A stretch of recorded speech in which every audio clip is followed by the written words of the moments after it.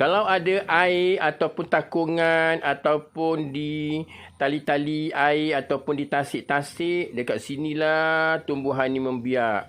Ini adalah spesies keladi. Memang senang jumpa kalau kat kampung-kampung. Tapi ramai yang tak pandang pokok ni. Tapi bila dia membiak, menyemak aja.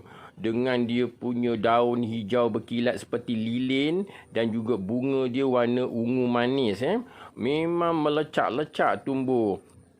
Di kawasan tasik yang terbiar hingga tidak terkawal. Tetapi pemandangan dia memang cantik. Cuma bagi pemancing memang tak suka. Kalau banyak sangat di dalam satu-satu tempat tu, ikan memang tak ada dan mata pancing akan sangkut. Menyusuri parit di belakang rumah Pak Andak, ternampak dengan pokok ni. Mungkin anda kenal pokok ni. Inilah dia keladi bunting. Keladi bunting ni kalau ada air, kat situlah ada keladi bunting. Tetapi kalau ada air yang di dalam kolam, lagi subur dia. Keladi bunting, penceritaan pada kali ini. Bersama Pak Andak, pencetus guna herba. Kalau kita perhatikan secara fizikal, daun dia bujur, cantik. Dia akan membentuk seperti hati ataupun love. Tetapi bunga dia akan menjadi warna putih dan ataupun warna pink ataupun warna ungu. Inilah di antara fizikal keladi bunting. Tetapi kalau dalam kolam cepat membiak. Memang cepat membiak hingga mengeluarkan modal yang besar kalau tumbuh subur di tasik-tasik ataupun di kawasan-kawasan berair yang terbiar. Inilah dia keladi bunting. Secara fizikal dia memang cepat membiak dan mengganggu ekosistem akuatik. Perhatikan Pak Andak cabut sepohon keladi bunting. Kalau kita tengokkan akar-akar dia ni, memang kesukaan kepada ikan gapi dan juga ikan beta untuk berteduh di bawahnya. Inilah dia menjadi kesukaan ikan-ikan hiasan. Pada mereka yang membeli ikan hiasan, boleh letak dalam kolam ataupun di dalam pasu-pasu ataupun dalam takungan. Memang cepat biak dan menjadi kesukaan pada ikan-ikan. Pada air yang berarus pun dia boleh hidup. Dengan akar dia, dengan dia punya batang dia. Dan kenapa dinamakan keladi bunting? Pelik kan? Namanya keladi bunting. Kalau nak tahu rahsia keladi bunting, kita perhatikan dia punya batang dia tu seolah-olah dia gelembung mengandungi angin. Itulah dia dinamakan keladi bunting. Tapi walaupun keladi bunting ni berada di dalam air ataupun di dalam kolam ataupun parit-parit yang terbiar, sebenarnya boleh makan. Ramai yang tak tahu. Dia punya bunga, dia punya batang dia ni memang sedap dibuat masakan. Inilah dia keladi bunting. Keladi bunting ni terkenal di kawasan utara, terutama sekali di Perlis, Kedah dan juga di kawasan Terengganu dan Kelantan. Kerana di sana pelbagai nama. Banyak nama mengikut daerah negeri masing-masing. Tetapi kalau di Melaka ataupun di Johor, jarang orang gunakan keladi bunting. Sebab ramai yang tak tahu yang keladi bunting ni banyak kegunaannya. Tambah Pak Andak, pencetus guna herba.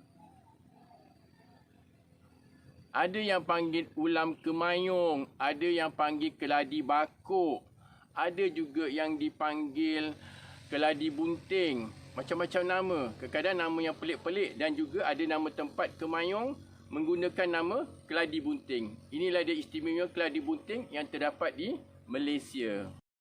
Di dalam menu masakan, bunga, batang dan juga dia punya daun digunakan. Memang sedap. Macam-macam menu masakan mengikut etnik negeri masing-masing.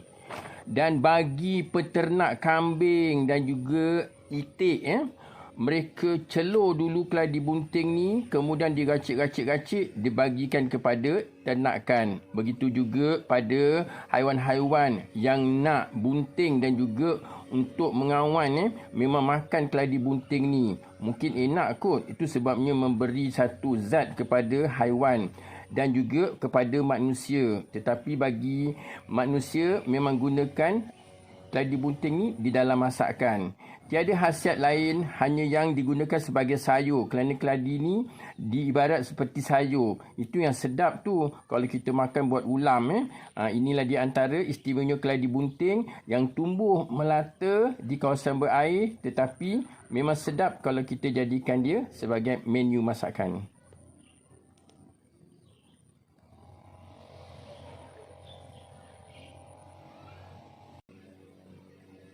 Pada ada sahabat di Pendang Kedah, dia beritahu keluarga dia selalu gunakan keladi bunting untuk jadikan ulam. Itu sebabnya dinamakan ulam kemayung. Diambil bunga dia yang warna pink ungu tu dan juga dengan batang rawan dia. Memang sedap katanya, tapi kena celur dulu dan dimasukkan dengan bahan-bahan asal seperti bawang merah, bawang putih, halia dan juga ikan bilis ataupun udang kering. Dimasak sebagai ulam yang basah ataupun kerabu basah, yang banyak digunakan oleh orang-orang utara yang dimakan secara fresh dengan nasi panas. Oh sedap, memang nak cuba. Kalau satu hari pergi ke Pendang Kedah, memang nak cuba. Kerabu basah, ulam kemayung. Pandak pernah bertanya dengan orang lama di Kota Tinggi iaitu Pak Cik Leman. Apa kegunaan lain daripada pokok keladi bunting? Dia beritahu cabut keladi bunting ni kemudian kita jemurkan dia. Boleh jadikan sebagai bahan bakar untuk menghalau nyamuk-nyamuk. Begitu juga ada yang beritahu pandak digunakan sebagai bahan penyental. Dah dikeringkan kemudian dibalut-balut, masa kita mandi tu jadikan sebagai bahan penyental secara alami. Wah, hebat ni pokok keladi bunting ni. Kegunaan lain ada. Boleh gunakan untuk menu makanan juga dan juga untuk makanan haiwan. Hebat keladi bunting ni. Tumbuh meliar tetapi banyak gunanya. Petik herbs, petik. Kita petik bunga keladi bunting dan kita petik dia punya batang rawan dia. Kita buat masakan. Memang sedap. Jangan lupa subscribe, like dan share.